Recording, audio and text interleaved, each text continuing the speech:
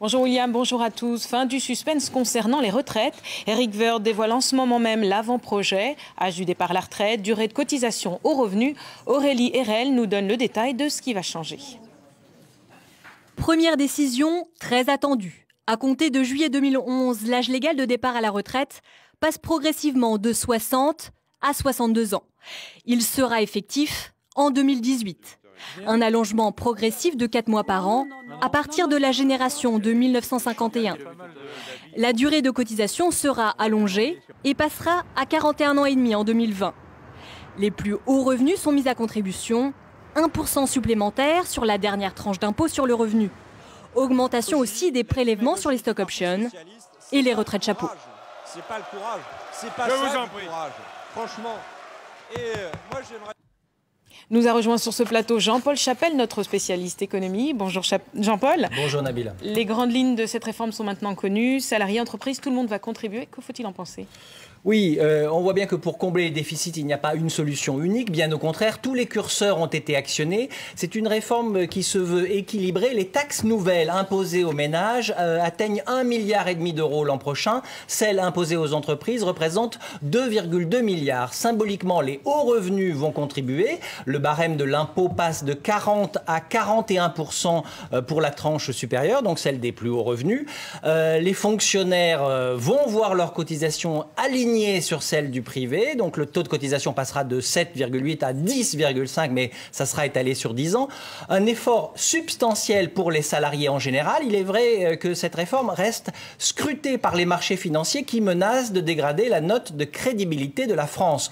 L'enjeu est aussi politique et social, car si la mobilisation des salariés n'a pas été massive jusqu'à présent, eh bien, les syndicats n'ont pas dit leur dernier mot. Les deux principaux, qui sont la CGT et la CFDT, vont d'ailleurs afficher leur unité jusque sur les plateaux de télévision. Bernard Thibault et François Chérec seront côte à côte ce soir dans le journal de 20h de France 2.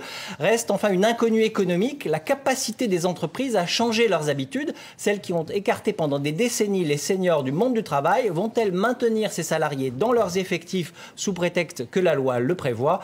Rien n'est moins sûr. Merci Jean-Paul. L'autre grand titre aujourd'hui, c'est bien sûr les inondations dans le Var. 10 morts et 4 disparus selon un dernier bilan. Toute la nuit, les secours ont travaillé d'arrache-pied pour évacuer les sinistrés. Ces pluies torrentielles sont exceptionnelles pour la saison. Le point sur la situation avec Nathalie Jourdan, Virgile Yadot et Julien Pelletier. Aux abords de Draguignan, l'eau recouvre tout. La route est invisible et les automobilistes piégés. J'ai garé ma voiture là-haut en sécurité sur les hauteurs pour ne pas me faire emporter. Là, on attend les pompiers pour qu'ils nous mettent dans un endroit chaud parce qu'il commence à faire froid. Le réseau routier secondaire est impraticable. La nationale 7 et l'autoroute A8 ont été coupées au milieu de la nuit. Plusieurs conducteurs ont été retrouvés morts, enfermés dans leur voiture. Les communes ont réquisitionné leurs bâtiments publics, des abris souvent sans matelas ni électricité. 200 000 foyers n'ont plus de courant. L'eau est montée en quelques secondes hier après-midi, transformant les rues en torrents. Ce matin, 1 millier de secouristes sont toujours mobilisés. Désormais, seuls les bateaux et les hélicoptères sont en mesure d'intervenir.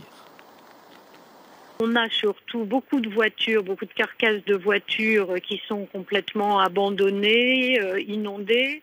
On a des maisons qui ont été éventrées. On a encore beaucoup d'eau dans certains secteurs. Vous avez des endroits où l'eau est montée à plus d'un mètre, où l'eau est montée jusqu'à 2 mètres.